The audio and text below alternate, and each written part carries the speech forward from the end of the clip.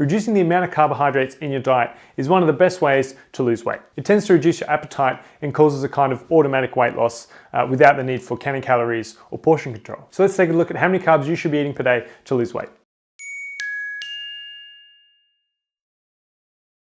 I just want to clarify that cutting carbs is not the only way to lose weight, but it is very effective, especially if you've tried low fat before or you've tried counting calories and you are unsuccessful with it. An eating pattern with reduced carbs is called a low carb diet.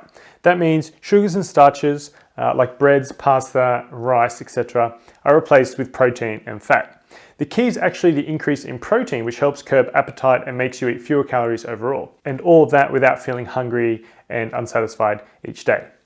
Additionally, there is a lot of emerging evidence that low-carb diets provide benefits that go way beyond just weight loss, particularly if you have metabolic health problems such as type 2 diabetes.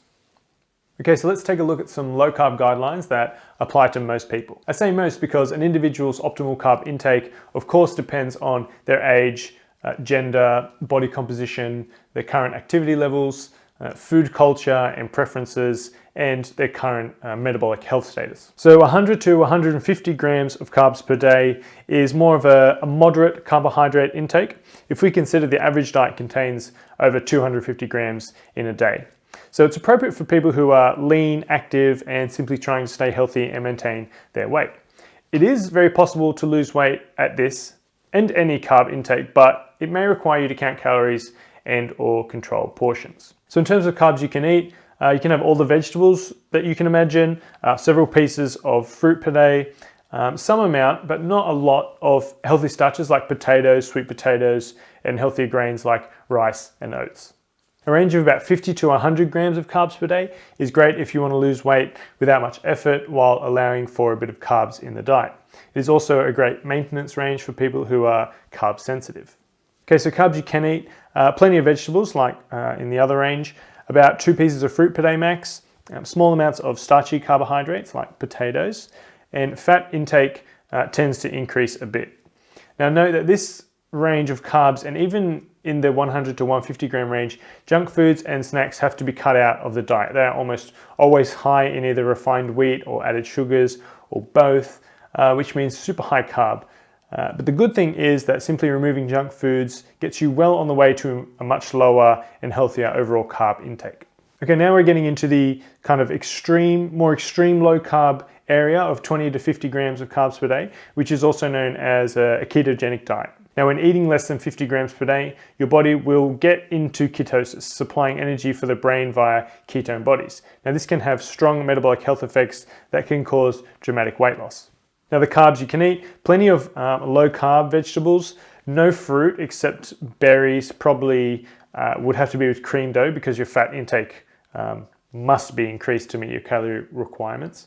You can have trace carbs from other foods like avocados, nuts, and seeds. Now, with carbs making up such a low percentage of your energy intake, your fat consumption is going to increase a lot. You also have to be extremely disciplined to stick to this eating pattern, and the vast majority of people only do it temporarily. Now that brings me to the next point. If you have any current medical conditions or you take medications, then you've got to speak to your doctor before you make any major dietary changes, especially if you're going to do a ketogenic diet, which can have very powerful effects on hormones and other aspects that affect health. I also want to clarify that a low carb diet isn't just about weight loss. It's also supposed to improve your health. Now that means it should be based on unprocessed foods and carb sources must be high in fiber. Keep in mind that low carb labeled junk foods are still junk foods, okay? Now, if you want to improve your health, choose unprocessed foods. That's like meats, fish, eggs, vegetables, nuts, healthy fats, and full fat dairy products. So now you've got all you need to get started with a low carb diet. So remember that 100 to 150 grams is a great starting point. Between 50 and 100 grams is really good for weight loss, and then anything less than 50 grams is considered ultra low carb or ketogenic, and this may or may not suit you. You can count your carbs initially using an app or like a nutrition calculator website to get a feel of how many carbs you're eating per day, but ultimately you don't have to count carbs if you don't want to. Just eat some protein with healthy fats and lots of vegetables at every meal. You could throw in some nuts and full fat dairy products for good measure. Choose unprocessed foods, It's as simple as that. Thanks for tuning in. If you found this useful, be sure to leave a thumbs up. And if you haven't already, you can subscribe to our Authority Nutrition YouTube channel by clicking the red button below the video, and then you can catch all our new videos as they are released.